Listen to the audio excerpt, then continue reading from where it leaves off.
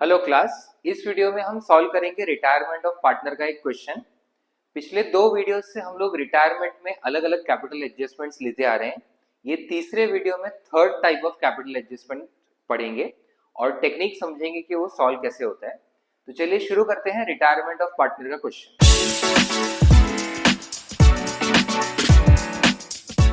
सबसे पहले क्वेश्चन पढ़ते हैं। PQR PSR दिया है 2:1, बैलेंस शीट दी है एंड P रिटायर हो रहा है and his share of goodwill is valued at 27,000। उसके बाद रिवैल्यूएशन के एडजस्टमेंट्स है जिसमें bad debts, workmen's compensation claim, land and building and factory valued at. Last में है नया capital adjustment, capitals of Q and R adjusted in profit sharing ratio by opening current accounts. So पहले हम बाकी के accounts बनाते हैं और कैपिटल अकाउंट बनाते टाइम समझेंगे कि इस कैपिटल एडजस्टमेंट में और पिछले जो दो हमने कैपिटल एडजस्टमेंट किए उसमें क्या डिफरेंस है। सबसे पहले शुरू करते हैं न्यू एंड गेनिंग रेशियो से। सो ओल्ड रेशियो क्वेश्चन में दिया है 2:1:2 एंड P रिटायर हो रहा है तो P का शेयर हटा के न्यू रेशियो 1:2 हो जाएगा एंड न्यू रेशियो और गेनिंग रेशियो ये मेथड से हमेशा इक्वल आते हैं। नेक्स्ट हमें प्रिपेयर करना है रिवैल्यूएशन अकाउंट। रिवैल्यूएशन अकाउंट के लिए सबसे पहला एडजस्टमेंट है बैड डेट्स 12,000। अब हमारे पास पहले से प्रोविजन फॉर बैड डेट्स 10,000 है। Over and above that 10,000 extra loss सिर्फ 2,000 का ही हो रहा है। सो अकॉर्डिंगली रिवैल्यूएशन डेबिट में टू बैड डेट्स सिर्फ 2,000 रिकॉर्ड होगा। Next workmen's compensation claim 10,000। अब पहले से हमारे पास कुछ भी वर्कमेंस कॉम्पनसेशन रिजर्व नहीं है, तो ये पूरा का पूरा क्लेम जो है ये हमारा लॉस है। To workmen's compensation claim 10,000। Next land and building valued at 1,50,000। पहले से लैंड एंड बिल्डिंग 1,20,000 है तो यहाँ पे गेन हो गया by land and building 30,000। Next factory is valued eight 1 lakh, पहले से 80,000 है फैक्ट्री, सो यहां पे भी गेन हो गया बाय फैक्ट्री 20,000। तो यहाँ पे ये रिवैल्यूएशन के एडजस्टमेंट्स कंप्लीट हुए। अब क्रेडिट का टोटल है 50 - 12 टू पार्टनर्स कैपिटल, प्रॉफिट हो जाएगा 38,000। इसके बाद नेक्स्ट अभी प्रिपेयर करेंगे पार्टनर्स कैपिटल अकाउंट। तीन पार्टनर्स है अकॉर्डिंगली तीन अमाउंट कॉलम्स।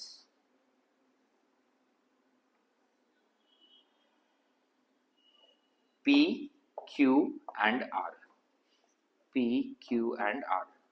सबसे पहले कैपिटल अकाउंट शुरू करेंगे ओपनिंग बैलेंस से।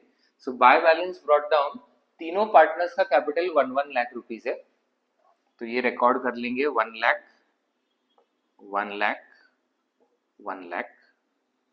देन बैलेंस शीट में लाइबिलिटी साइड पे प्रॉफिट एंड लॉस दिया है 20,000, ये ओल्ड रेशियो में डिस्ट्रीब्यूट हो जाएगा। सो बाय P&L 20,000 को 8,000 4,000 8,000 डिस्ट्रीब्यूट हो जाएगा। उसके अलावा एसेट साइड पे एडवर्टीजमेंट एक्सपेंस है, ये कैपिटल के डेबिट में डिस्ट्रीब्यूट हो जाएगा टू एडवर्टीजमेंट एक्सपेंस, अगेन 8 4 8। उसके बाद सिर्फ P का share of goodwill directly question में दिया है 27,000।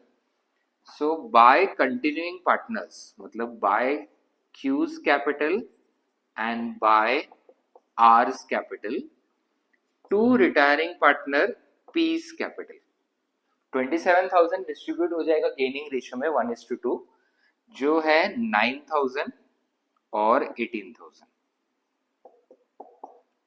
और जब P लिखते हैं तो Q और R के कॉलम में आएगा 9,000 18,000। अब इसके बाद रिटायरिंग पार्टनर P को हम कुछ भी पे नहीं कर रहे हैं, तो उसका जो भी बैलेंस है ये ट्रांसफर हो जाएगा P's लोन अकाउंट में। रिवैल्यूएशन प्रॉफिट हमने डिस्ट्रीब्यूट नहीं किया, वो पहले कर लेते हैं बाय रिवैल्यूएशन प्रॉफिट। 38,000 प्रॉफिट को भी ओल्ड रेशियो 2:1 में डिस्ट्रीब्यूट करना है। सो अकॉर्डिंगली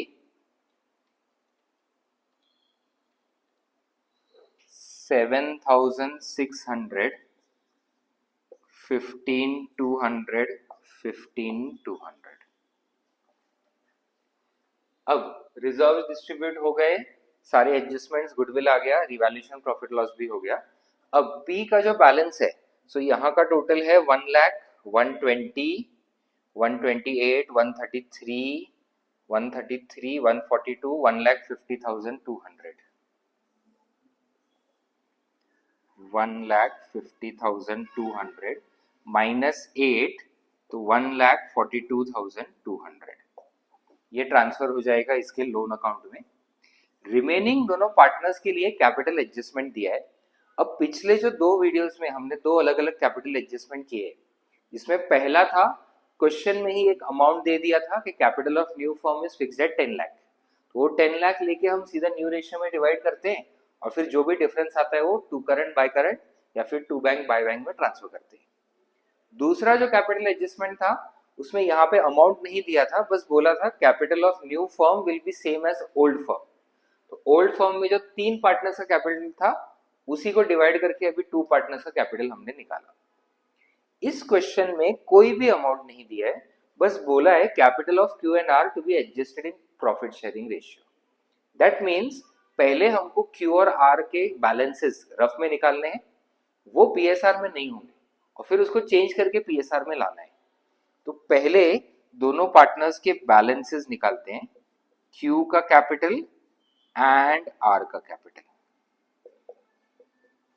सो क्यू का कैपिटल टोटल है 1,11,600 और यहाँ पे है 13, तो 1,11,000 माइनस 13 हो जाएगा 98,600 एंड यहाँ पे 1,23,200 माइनस 26 तो 97,200। सो टोटल हो जाता है 1,80,000, 1,88,000, 1,95,800। सो क्यू एन आर का टोटल कैपिटल है 1,95,800। अब इसी को हम डिस्ट्रीब्यूट करेंगे न्यू रेशियो में जो है 1:2। अकॉर्डिंगली 65,267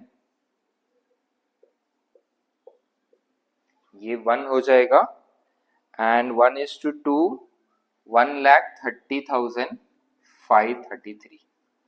सो ये पार्टनर्स के रिवाइज्ड कैपिटल्स हो जाएंगे जो हो जाएगा टू बैलेंस कैरी टर्म।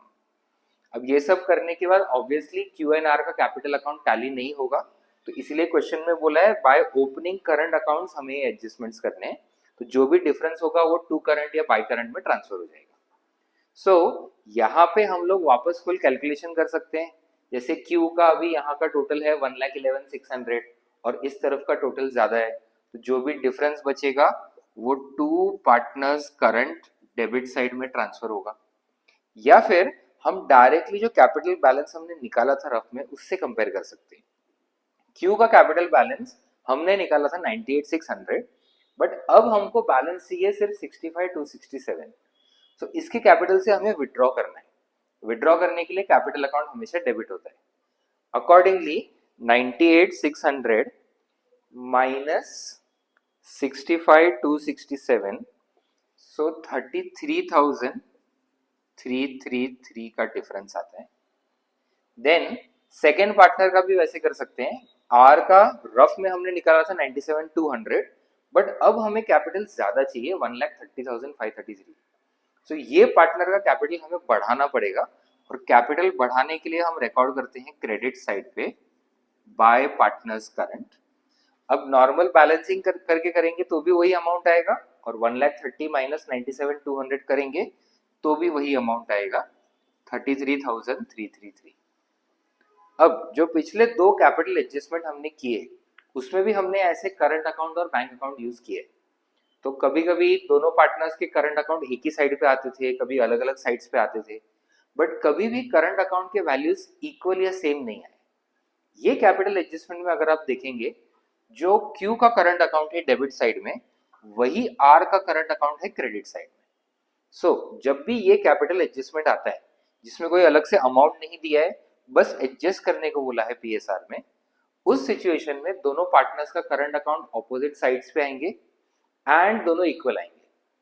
और ऐसा क्यों हो रहा है? तो बेसिकली पार्टनर्स का कैपिटल जो है, टोटल कैपिटल, वो हम चेंज नहीं कर रहे हैं। क्यू और आर का जो टोटल कैपिटल था वही रख रहे हैं, बस पार्टनर्स के बीच में इंटरनल एडजस्टमेंट हो रहा है कि किसी एक पार्टनर का कैपिटल हमने बढ़ा दिया और दूसरे पार्टनर का कैपिटल हमने कम कर दिया, जिसकी वजह से यहाँ पे दोनों तरफ to current by current same value आ गई। इसके बाद अब हम प्रिपेयर करेंगे बैलेंस शीट। आंसर की बैलेंस शीट बनाने के लिए हमेशा क्वेश्चन के बैलेंस शीट का हेल्प लेना है। सो क्वेश्चन में है सबसे पहले बिल्स पेएबल, इसमें कुछ भी चेंज नहीं है 20,000। देन क्रेडिटर्स कुछ भी चेंज नहीं है 80,000। Then bank overdraft no change 10,000। Then capitals, अब कैपिटल सिर्फ क्यू एंड आर के हैं। कैपिटल है 65,267 और 1,30,533। उसके बाद पी एंड एल हमने डिस्ट्रीब्यूट कर दिया है। आउटस्टैंडिंग एक्सपेंस में कुछ भी चेंज नहीं है 10,000। एसेट साइड पे लैंड एंड बिल्डिंग की वैल्यू इंक्रीज हो रही है, तो अब हो गया 1,50,000। नेक्स्ट प्लांट एंड मशीनरी में कुछ भी चेंज नहीं है 80,000। डेटर्स 1,10,000 था, बट अभी बैड डेट्स हो गया 12,000, सो 110 माइनस 12 98,000 के डेटर्स बचेंगे। नेक्स्ट कैश बैलेंस, कैश में कुछ भी चेंज नहीं है 40,000। नेक्स्ट एडवर्टीजमेंट एक्सपेंस हमने डिस्ट्रीब्यूट कर दिया। फैक्ट्री की वैल्यू इंक्रीज हो गई है, तो अब है 1 लाख रुपीज। उसके अलावा जो पार्टनर रिटायर हो रहा है उसका लोन लायबिलिटी साइड पे आएगा, सो पीज लोन 1,42,200।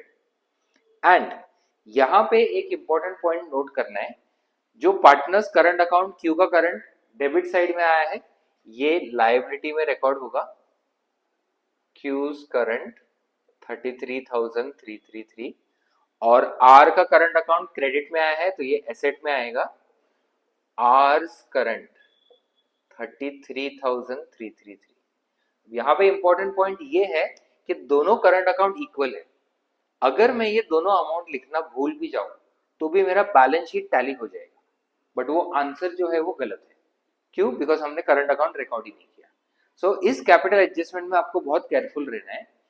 कैपिटल एडजस्टमेंट में दोनों करंट अकाउंट ऑपोजिट साइड पे आएंगे, इक्वल आएंगे, और अगर आप रिकॉर्ड करना भूल भी गए तो भी बैलेंस शीट टैली हो जाएगा। तो उसको रिकॉर्ड करना भूलना नहीं है, तभी जो बैलेंस शीट का टोटल आएगा वो सही आएगा। ये हमारा एक और कैपिटल एडजस्टमेंट कंप्लीट हुआ। ये हमने third type of capital adjustment लिया और उसका हमने टेक्निक समझा, कहाँ पे तुम्हारे मिस्टेक्स हो सकते हैं वो समझा।